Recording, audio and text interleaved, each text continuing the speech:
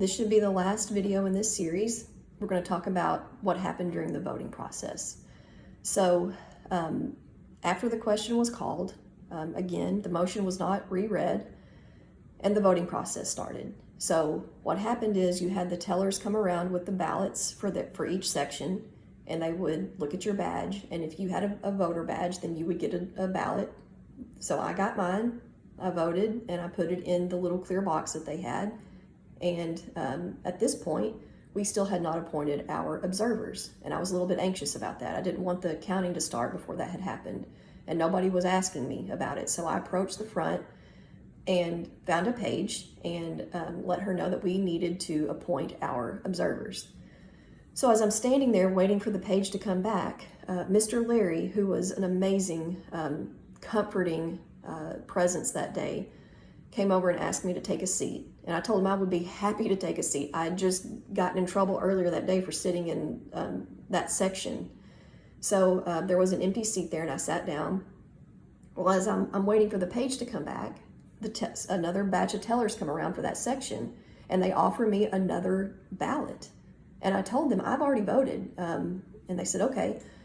Well, then as I'm sitting there, my wheels start turning and I'm like, well, wait a second, what are you doing about that? What are you doing about, if people get up and move?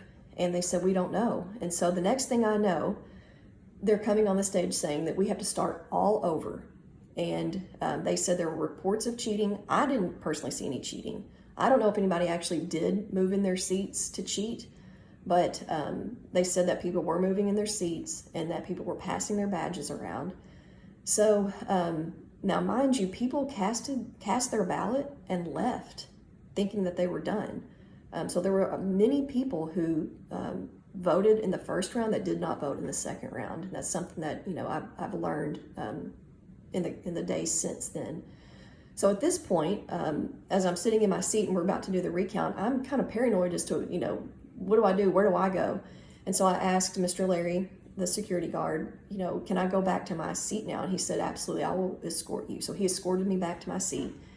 And then at that point, the process started of completely emptying out the auditorium section by section. And it was long and arduous and it took a long time.